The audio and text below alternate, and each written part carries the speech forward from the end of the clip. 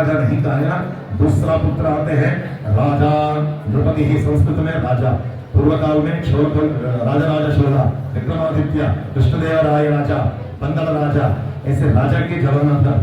तो अभी income tax department वही राजा, हमारा अतीत धन, ऐसा हमारा धन, अपार धन हमने कमाया, उसके मूलाधार अगर उनके पास प्रमाण नहीं है, प्रमाणिक नहीं है, कैसे कैसे हमने कमाया, तो प्रश्न कहते हैं, प्रश्न के जवाब नहीं दिया, बाकी धन लेके चला जाएगा। तो पहला पुत्र धर्मराजा अगर नहीं लिया है तो नृपति ही दूसरा पुत्र जरूर लेके जाएगा। दूसरा पुत्र भी नहीं आया, तीसरा पुत्र जरूर आते हैं। कौन है? अग्निश्चः कहते हैं, अग्नि। अग्नि के पास एक ही तत्व है, उसके पास गया सामने तो भस्म करना है। तो ये ब्राह्मण है, ये क्षत्रिय, ये वैश्य है, ये सोना चांदी ये नहीं देखते हैं, अग्नि के एक होने, उनके पास हम गया तो पूरा भस्म करना। तो हमारा भाग्य में यदि दरिद्रता, कृपा नहीं है, भगवान की कृपा नहीं है, तो फायर में, अग्नि में ये पूरा धन नाश हो सकता है। तीसरा पुत्र अग्नि ही, भगवान की कृपा से हमारा धर्म अच्छा है तो अग्नि देवता भी नहीं आया, चौथा पुत्र जरूर आएगा।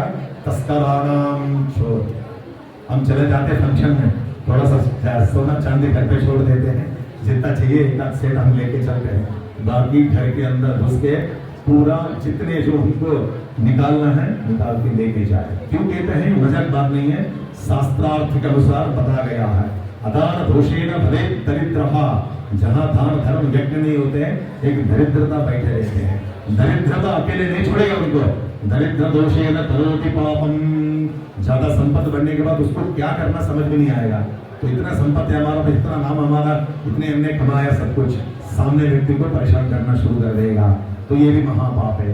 ये पाप के अनुसार पाप भी करा देगा। दरिद्रता पापादवस्सं नरकं प्रयाति, नरक तक ले जाते हैं। पुनः दरिद्रो भवेव पापी, फिर से जन्म लेते हैं, तो जन्म फिर वैसे साइकिल जैसे घूमता रहेगा। पूजा के अर्थ यही है, पूर्णतः जन्म। पूजा के दो अक्षर है, दो ही भावार्थ है। पूजा क्यों करते हैं? हमारा पवित्र जन्म लेके, मनुष्य जन्म लेके हम धरती में आया, इस जन्म को पूर्णता कहाँ मिलेगा? कब मिलेगा?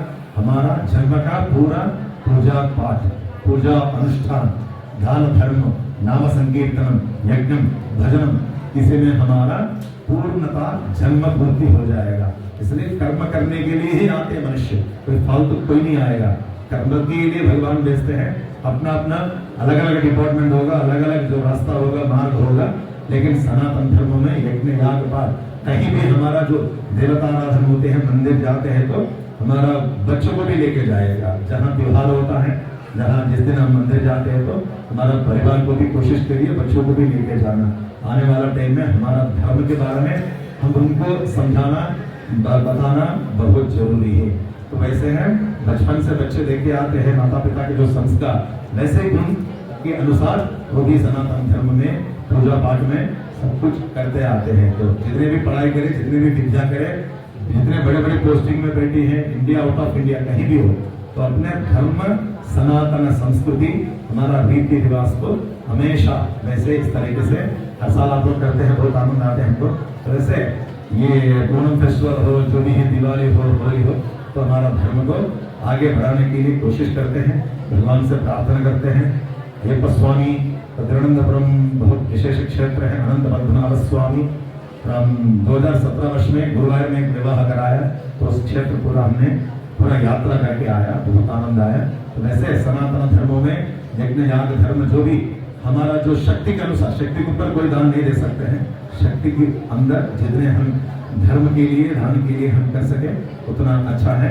और सनातन धर्म बच्चों को भी पढ़ाइए, संस्कृति, संस्कृत भाषा सीखिए। तो संस्कृत भाषा क्यों सीखना, क्यों बात करना? भगवान का बहुत प्रिय भाषा है संस्कृत भाषा। तमिलनाडु में यही प्रॉब्लम है, माइनस पॉइंट, संस्कृत हटा गया है, तो इसलिए संस्कृत बहुत जरूरी है। आने वाला टाइम में संस्कृत और बढ़ते जाना है। तो संस्कृत पढ़ने से भगवान को प्रिय भाषा संस्कृत, जितने भी आपको ज्ञान नहीं है, कम से कम संस्कृत आपने सीख लिया। सामने व्यक्ति जो भी पाठ कर रहा है, विद्या जो भी वेद हो या मंत्र हो, श्लोक हो, आप आधा समझ नहीं आएंगे आपको, आपके ध्यान में ये किस तरीके से बोल रहा है, क्या बोल रहा है, पूरा समझ में नहीं आएगा। ऐसे हमारा सनातन धर्म के लिए प्रार्थना करते हैं। आगे हमको आरती का टाइम हो रहा है, 2 बज गए हैं। तो सर्वे जना सुखिनो भवन्तु। नमः पार्वती पतये हर हर महादेव। या देवी सर्वभूतेषु दयारूपेण संस्थिता नमस्तस्यै नमस्तस्यै नमो नमः। या देवी सर्वभूतेषु बुद्धिरूपेण संस्थिता नमस्तस्यै नमस्तस्यै नमस्तस्यै नमो नमः।